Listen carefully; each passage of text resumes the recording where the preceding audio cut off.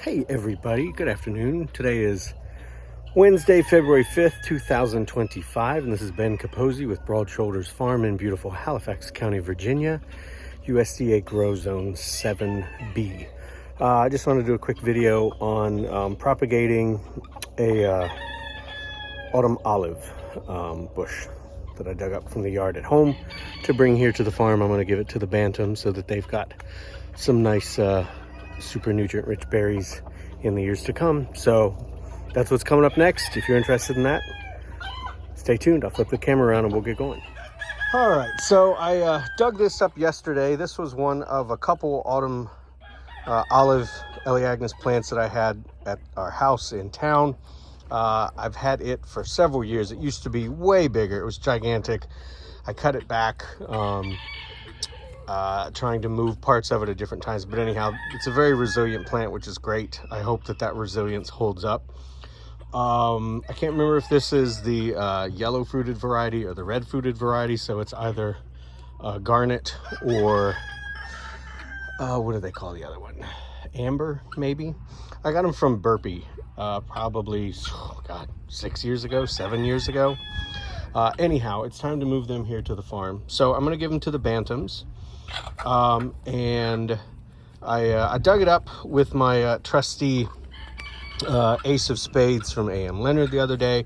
I thought I got down pretty far and cut all the way around and pried it up. But when I came up, I got, there's a feather on there, but I got very little, few of these feeder roots, which is a little concerning, especially for a thing this big. So what I'm going to do is I'm going to cut this way the heck back. I'm certainly going to cut off, I've been soaking it here in this rainwater for overnight just to keep it hydrated. I dug it up yesterday. You know, if it was a more precious plant, I'd probably have done it all in one day and been a lot more precious with it, but it's not, and I wasn't. And so that's where we are. Excuse me, but I'm going to cut it off here, here, maybe even here, and just leave these little things to get started. We'll see. And then I'll make cuttings out of the part that I cut off, because these are great for rooting. At least they should be. You know, they're more than pencil thickness. And you know, it's funny. I used to propagate this plant, like I said, 6 or 7 years ago, before I even had the farm. Well, I guess that makes it like maybe 8 or 9 years ago. But I used to propagate these in sand over the summer, I think. It's been so long, I honestly can't remember how I used to do it. I'm pretty sure I was following something from, excuse me, like Mike McGroarty, who has like a backyard nursery business, YouTube, and mailing list that I used to be really big into. Excuse me. And I wish I could remember exactly how I would do that, but I don't anymore, so I'm just kind of relearning how to do it. So anyhow, that's what's coming up. I'll make the cuts and then I'll be right back. I'm gonna use my trusty loppers right here. I'm hanging out in the retirement run right now with some of the ladies and gentlemen. And there's the hay barn, which is loaded with hay right now. So let me make these cuts and I'll be right back. Hi, baby. All right, so you can see here, I made my cuts. You can see a little bit more detail about the roots. You know, these big thick roots are great, but without some of these hair-like feeder roots, it's not going to be enough. You can also see where I definitely cut off a big chunk of it, of the root system, moving this thing. This makes me think that actually what I left in the ground maybe will come back, and I'll have another one of these, which is fine. The reason I cut all that off is because, like I said, as thick as this thing is, digging it up from the ground with so few feeder roots, and I think it's a decent amount, they're not going to be able to support this plant reestablishing itself. So a lot of this stuff would have to die back in order for this plant to kind of recoup its energy and get everything going. So cutting it way back like this, I'll leave a couple of these sprouts here. It may put out fresh little sprouts and suckers right there, but I'm going to plant this in the Bantam Run. So that's what's coming up next. But before I do that, I'll let that soak again. Before I do that, I'm going to go ahead and chop these up into sticks, excuse me, that I can propagate. So I'll be back in a minute and I'll show you what that looks like when I've done them all. Be right back. All right, I chopped those up just to give you kind of an idea of what I will use and what I won't. I won't use these. These are kind of the little side branches that came off. I got rid of them. I will get rid of those. I may save this one just on a lark because I cut off a little bit more. See if I can root that. I'll put it over here in the mediums pile. I feel pretty good about these. Got to do some trimming up top, make them about, you know, a foot long, foot 8 inches. But I feel like these are pretty good thickness, and I'll have a pretty good shot at getting these to reproduce. And these lower buds will turn into roots. Excuse me. And then these are the much thicker pieces. And I honestly can't remember if these have a better shot at making it or a poorer shot at making it. But I'm going to plant them either way. I don't know where my rooting hormone is, but if you're doing something like this, following along and want to do something similar, if you had rooting hormone, excuse me, I might dip these in it before I put them in whatever soil medium you're going to do, if that's a raised bed or, like I said, sharp sand or whatever. But that's kind of an example, that is an example of the various thicknesses that I will work with. And then now it's time to go plant this in the Bantam Run. So that's next.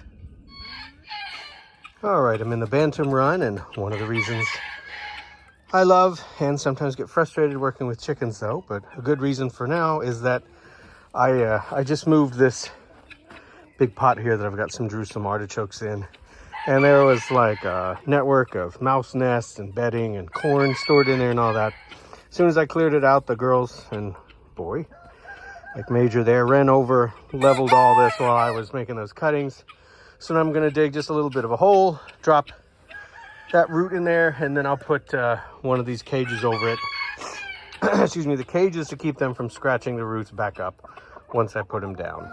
That's the number one thing I found for establishing plants. You can also put like sticks and stones around the base to do that as well, but you've got to give the plants some time to get established, or else it's not going to happen. Just wanted to pause a minute and show you the soil that I'm working with here. We have pretty heavy clay pretty much everywhere.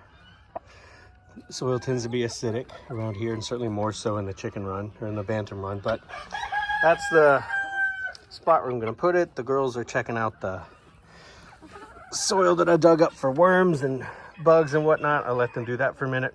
I'm pretty confident that this is a place to put this. It's a deciduous shrub, so it'll get, you know, 6, 8, 10, 15 feet tall if I let it. Probably won't let it get that big, but it will form some shade for things in the greenhouse during the hottest parts of the season. And it'll lose all those leaves, and I can cut it back in the fall and winter, allowing for plenty of light to come in. Sorry, west is this way, that's due south. So it'll provide shade during the hottest points, and being deciduous, it'll allow light and warmth into the greenhouse during the coldest months. It'll be right here next to a excuse me, a winter red flesh apple that I grafted last year that's growing in here. It can provide some fertility for that. There's horseradish and a blackberry nearby. There's a fig over on that side. So I think this will be pretty good.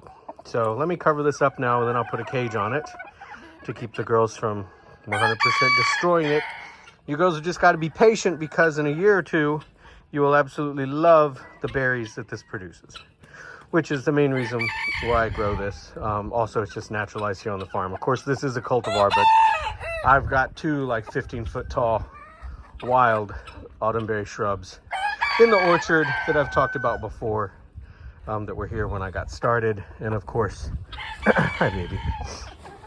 I've also purchased other cultivars as well, but this is one of the ones that I've moved from home. I got from Burpee. But all right, I'll put a cage around this, and I'll update you folks with progress as we go. Whatever you're up to, I hope that you and those you care about are having a fantastic day, best you can nowadays, and stay safe and stay strong. As always, questions, comments, concerns, helpful critique are always welcome.